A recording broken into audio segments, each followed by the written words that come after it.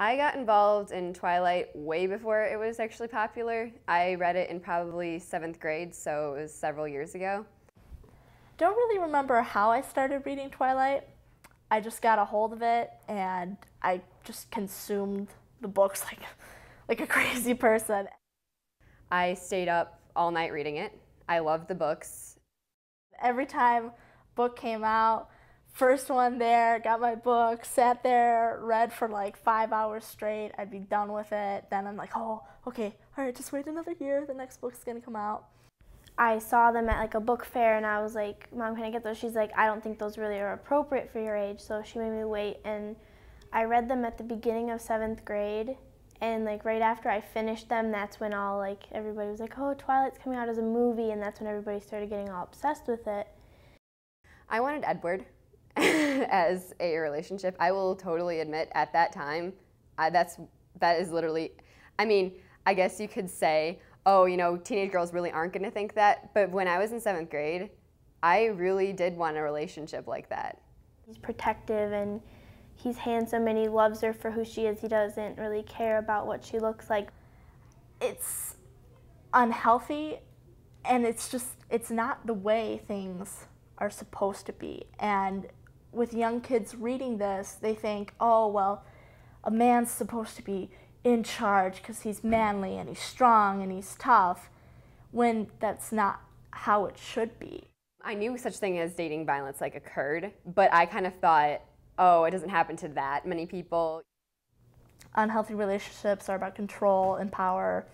In a healthy relationship, you should feel safe with the person that you're with. You should love the person that you're with. You should know that they respect your opinion and that you respect theirs, and you should be equals.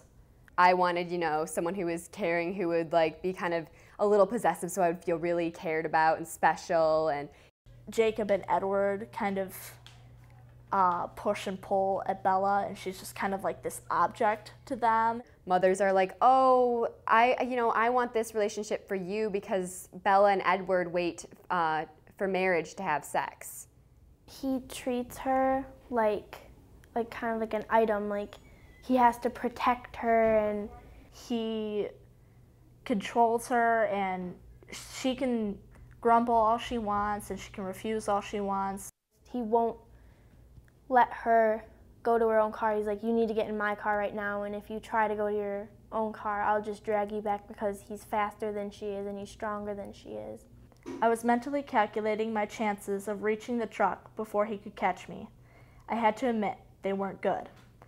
I'll just drag you back, he threatened, guessing my plan. She's worried about one of her friends and she wants to go see him, and she gets into her car and he's there because it won't start, and then she looks over and he's sitting in the passenger side, and he's like, I don't want you to go see him. He dismantles her car so she can't see her friends. She has to escape from him to go see Jacob. He's really controlling and kind of obsessive about her. Then there's other characters with relationships that are also unhealthy. There's Sam and Emily, and one of them is a werewolf and one of them is not. And one day Sam loses control of his temper and claws her face off, basically. And she stays with him.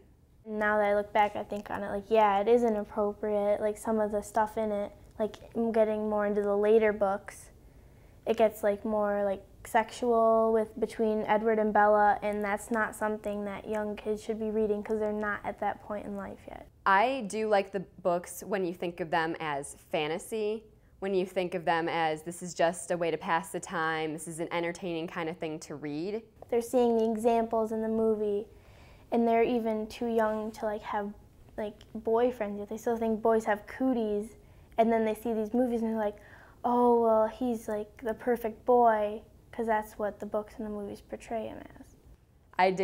I was not recognizing things that should clearly be signs. You know, that's not what you want in a relationship. I didn't recognize those signs. But then once I was done with the whole series and really looking back on it, it's kind of messed up. The book's central characters, Edward and Bella, have a horrible relationship. abusive, it's controlling, it's based on jealousy. They make Bella so that so that young girls put themselves in as Bella, and that's kind of what I did because, you know, I was only like 12. This is not exactly what young kids should be reading, and that it's very kind of toxic to the idea of a healthy relationship. It's fiction, it's fantasy, there's no such thing as vampires or werewolves, and this is just more for your entertainment. Like, you shouldn't think this is real. Like, you shouldn't like let your mind think, oh, I want to find someone like Edward who's like, he's like mysterious and he's like really super perfectly handsome and everything like that.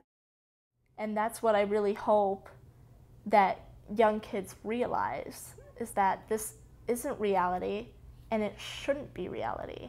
And I hope parents have a discussion with their child and tell them what a healthy relationship is about.